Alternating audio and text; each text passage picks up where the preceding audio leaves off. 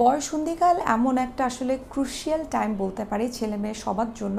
এই সময়টাতে কিন্তু দেখা যায় ছেলে মেয়ে উভয়েরই শারীরিক এবং মানসিক বিভিন্ন ধরনের পরিবর্তন হয়। সুতরাং এই সময়টাতে তাদের নিউট্রিশনাল যে রিকোয়ারমেন্টসগুলো রয়েছে সেগুলোকে ফুলফিল করাটা কিন্তু অভিভাবক হিসেবে অনেক বেশি দায়িত্ব ভালোভাবে খেয়াল করে। এই সময়টাতে দেখা যায় যে মেয়েদের একটু একনি হওয়ার সম্ভাবনা থাকে, ইনফ্যাক্ট ছেলেদেরও কিন্তু আমরা দেখা যায় যে তাদের স্কিনে একটু একনির প্রবলেম হয়, বিভিন্ন ধরনের হরমোনাল ইমব্যালেন্স হয়ে থাকে। সুতরাং এই সময়টাতে যে বলছিলাম যে শারীরিক পরিবর্তন হয়, মানসিক পরিবর্তন হয়, এই শারীরিক এবং মানসিক দুটো পরিবর্তনকে মিনিমাইজ আমরা করতে পারি যদি তাদেরকে আমরা প্রপার নিউট্রিয়েন্ট সমৃদ্ধ খাবার তাদের সারাদিনের খাদ্য তালিকায় যদি আমরা ইনপুট করতে পারি। অর্থাৎ ছেলে মেয়ে সবাইকেই চেষ্টা করতে হবে তারা যেন পর্যাপ্ত পরিমাণে ফার্স্ট ক্লাস প্রোটিন গ্রহণ করতে পারে, শাকসবজি গ্রহণ করতে পারে। সেটা আসলে যে কোনো কালারফুল শাকসবজি হলেই কিন্তু চলে।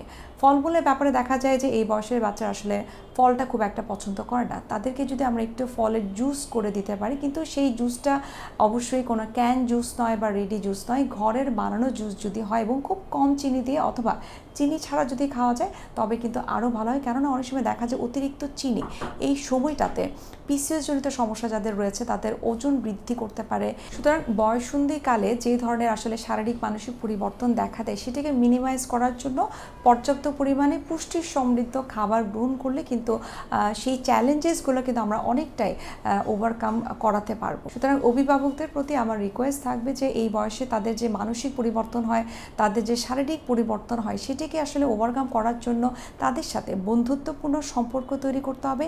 এটি তাদের মানসিক পরিবর্তনকে অনেকটাই পজিটিভ দিকে নিয়ে যাবে। সেই সাথে চেষ্টা করতে হবে তাদের সারাদিনের খাদ্য তালিকায় খাদ্যের যে 6টি উপাদান রয়েছে অর্থাৎ carbohydrate, protein, vegetable, vitamins, minerals, good fat, পানি, এগুলো যেন পর্যাপ্ত পরিমাণে থাকে। এবং সেই সাথে খেয়াল করতে হবে এই বয়সে অতিরিক্ত গ্যাজেট আইটেমের প্রতি তাদের যে এডিকশান থাকে সেটিকে যেন কমানো যায়। তার পরিবর্তে যদি তাদের সঙ্গে একটা কোয়ালিটি টাইম পাস করা যায় এবং তাদের পর্যাপ্ত ঘুমের বিষয়টি যদি এনশিওর করা যায় তবে এই বয়ঃসন্ধিকালে তারা সুস্থ থাকতে পারবে এবং শারীরিক মানসিকভাবেও তারা অনেক বেশি অ্যাডভান্স থাকতে পারবে।